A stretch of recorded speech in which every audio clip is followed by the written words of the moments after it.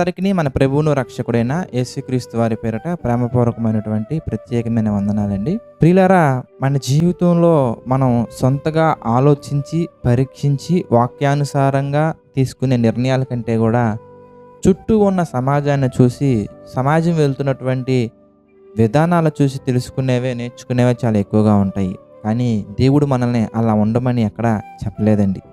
దేవుడు చెబుతున్నది ఏంటంటే, ఏవి రమ్యమైనవో, ఏవి సత్యమైనవో, ఏవి మాన్యమైనవో, ఏవి ఖ్యాతి గలవో, ఏవి పరిశుద్ధమైనవో, ఏవి ఆయన నామానికి మహిమ కలిగించేవో సమస్తమును పరీక్షించి అందులో కూడా మేలిన దానిని చేపట్టమన్నారు. కనుక మనం చుట్టూ ఉన్న సమాజాన్ని కాదులే కానీ దేవుడు మన గురించి రాసినటువంటి ప్రతి మాట కూడా చక్కగా పరిశీలించి ధ్యానించి తెలుసుకోవాలి. అలాంటి ఒక మోసాలలో చుట్టూ ఉన్న సమాజాన్ని చూసి, లేదంటే ఏదో ఒక మాటల చేత ప్రేరేపించబడి మనం చేసే మన జీవితంలో జరిగే మోసాలలో ఒక మోసం ఏంటంటే, ప్రభు కొరకు ప్రతి ఒక్కరూ ఉత్సాహంగా ఇవ్వాలి, ఉత్సాహంగా ఇచ్చు అని దేవుడు విస్తారముగా దీవించును. కనుక ఈ మాటలు మనం వింటున్నాం, కరెక్టే, ఈ మాట బైబిల్లో కూడా ఉంది. అయితే ఎలా ఇవ్వాలి, ఏ విధంగా ఇవ్వాలి, మనం ఏ విధంగా ఉండాలి, మనం ఏ విధంగా నడుచుకోవాలి, ఏ విధంగా ఉంటూ ఇవ్వాలనే విషయాలను సరైనటువంటి అవగాహన కలిగి లేకపోవటం వల్ల మనలో చాలామంది ఎలా మాట్లాడే అవకాశాలు ఉన్నాయంటే, ఎలా దేవుని దూషించే అవకాశాలు ఉన్నాయంటే, నేను ప్రతి నెల దశంభాగం ఇస్తున్నాను కదా, నేను ప్రతి వారం మందిరానికి వెళ్తున్నాను కదా, నేను మరి చర్చ్ కన్స్ట్రక్షన్లో నా వంతు బాధ్యత నేను వహించాను, మరి ప్రేమ విందుల్లో నేను నా వంతు సహకారం నేను అందించాను, నేను చర్చిలో కరెంటు డొనేట్ చేశాను, చర్చిలో నేను ఫ్యాన్ డొనేట్ చేశాను, మరి ఎందుకు దేవుడు నా జీవితంలో ఇలా చేశారు, నా బ్రతుకు ఎందుకు ఎలా మారిపోయిందని మనం దేవుణ్ణి దూషిస్తూ ఉంటామండి. అందుకే నేను బైబిల్ ఎలా చదవాలి అనే విషయాన్ని మీకు తెలియచేస్తూ ఒక సందర్భాన్ని, ఒక 4W అనే ఒక ఫార్ములాని మీకు చెప్పడం జరిగింది. ఒకసారి మీరు ఆస్క్ యువర్ బైబిల్ క్వశ్చన్ అనే ఆ ప్రోగ్రాంలో ఫస్ట్ వీడియో మీరు చూడండి, మీకు అర్థమవుతుంది. ప్రియులారా, దేవుడు ఉత్సాహంగా ఇచ్చువానిని ఉత్సాహంగా విస్తారముగా దీవించును. కరెక్టే, కాకపోతే మనం ఎలా ఉండాలి అనే విషయాలను మరొక సందర్భంలో చెబుతున్నారండి. మనం అలా ఉంటూ ఉత్సాహంగా పార్టిసిపేట్ చేయాలి, కానీ ఏదో ఒకటి మాత్రమే మన జీవితంలో ఉండి ఒకటి మన జీవితంలో లేకపోతే తప్పకుండా మన జీవితంలో ఎన్నో సమస్యలు మనం ఎదుర్కోవాల్సి వస్తుందండి. ఆ సమస్యల్లో ప్రభు యొద్ద నుండి సహాయం పొందటానికి, సహాయం ఇవ్వటానికి ఆయన సిద్ధంగా ఉన్నా, మనకి సహాయం అందించడానికి ఆయన సిద్ధంగా ఉన్నా, ఆయనకు మనకు మధ్యలో అడ్డుగోడగా ఎన్నో వస్తూ ఉంటాయండి. అవి మనమే క్లియర్ చేసుకోవాలి. అందుకు ఒక మాట మనం చూద్దాం ప్రియులారా. సమూయేలు మొదటి గ్రంథము 15వ అధ్యాయము 22వ వచనం కనుక మనం జాగ్రత్తగా గమనించినట్లయితే, అందుకు సమూయేలు అంటున్నారు, తాను సెలవిచ్చిన ఆజ్ఞను ఒకడు గైకొనుట వలన యెహోవా సంతోషించున్నట్లు, ఆయన సెలవిచ్చినటువంటి ఆజ్ఞను మనం గైకొంటే దేవుడు సంతోషిస్తారు. అలా చేయటం వలన, అనగా దేవుని యొక్క ఆజ్ఞను మనం గైకొనటం వలన వచ్చే సంతోషము కంటే కూడా ఒకడు దహన బలులను అర్పించుట వలన ఆయన సంతోషించునా.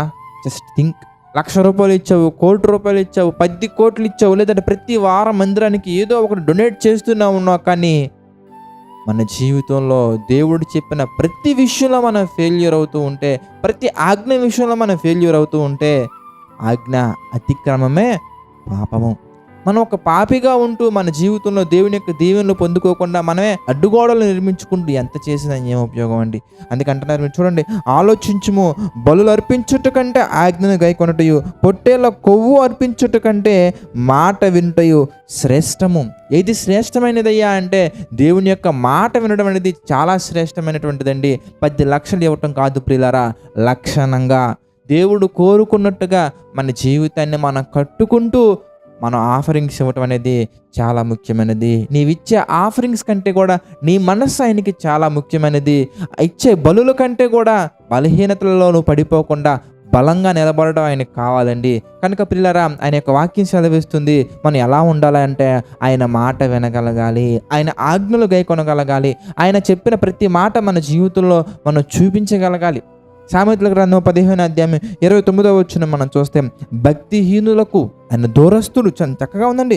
భక్తిహీనులకు దేవుడు దూరస్తుడు, నీతిమంతుల ప్రార్థన ఆయన అంగీకరించును. కనుక మనం ఎంత ఇచ్చాము, అంత ఇచ్చాము, ఇది చేసాము, అది చేసామని డంబంగా మాట్లాడుతూ మనం ప్రార్థించట కంటే కూడా మన జీవితంలో ఏవి బలహీనతలు మనకున్నాయి, ఏవి దేవుని యొక్క వాక్యానికి వ్యతిరేకంగా ఉన్నాయి అనే విషయాన్ని చూసుకొని సరిచేసుకొని మనం ప్రభు యొక్క సన్నిధిలో మొరపెట్టగలిగినట్లయితే, ఆయన సన్నిధిలో పాపాలను ఒప్పుకొని విడిచిపెట్టగలిగినట్లయితే గనక, విడిచిపెట్టి మన యొక్క పాపంలోకి వెళ్ళకుండా పరిశుద్ధంగా నడుచుకుంటూ ముందుకు వెళ్ళగలిగినట్లయితే, అప్పుడు నీవిచ్చే ప్రతి రూపాయికి చాలా విలువ ఉంటుందండి.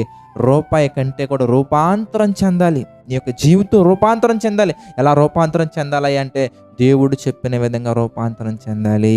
అనగా పాపములో నుండి పరిశుద్ధతలోకి మనం రూపాంతరం చెందాలి. పాపానికి సంబంధించినటువంటి చిన్న ఛాయ కూడా మన జీవితంలో రాకుండా మనల్ని మనం కట్టుకోవాలి. మన జీవితాలను మనం నిర్మించుకోవాలి. ఈ యొక్క మాటలు మీ అందరి హృదయాల్లో నీరు కట్టి ఫలింపు చేయాలని ప్రభువు పేర నేను చక్కగా ఆశిస్తున్నాను. ప్రార్థన చేసుకుందామండి.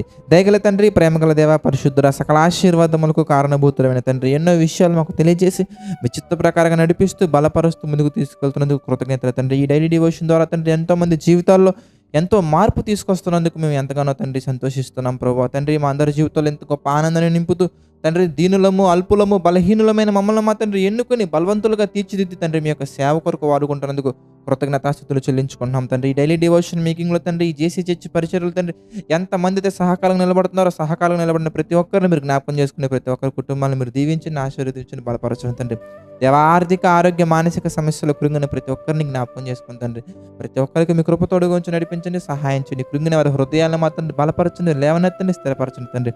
తండ్రి, ఈ యొక్క పరిచర్యలో మా తండ్రి పాలుభాగస్తులు అవుతున్న వారిని ప్రత్యేకించి జ్ఞాపకం చేసుకుని తండ్రి, అదేవిధంగా ప్రభు నమ్మకంగా యథార్థంగా పరిచర్యను కొనసాగిస్తున్న ప్రతి ఒక్కరిని జ్ఞాపకం చేసుకుని వారి కుటుంబాలను మీరు దీవించండి, ఆశీర్వదించండి, బలపరచండి తండ్రి. మీ చిత్తమైతే రేపటి దినాన ఇంకా ఎన్నో మాటలు మా తండ్రి మేము ధ్యానించి మా యొక్క జీవితాలు మీ కొరకు తండ్రి సిద్ధపరచుకునేలాగా దీవించమని, ఆశీర్వదించమని మా ప్రభువును రక్షకుడైనటువంటి యేసుక్రీస్తు వారి పేరిట ఈ యొక్క ప్రార్థన అడిగి పెట్టుకొనిచున్నాము తండ్రి. ఆమేన్. అందరికీ వందనాలండి. God bless you all.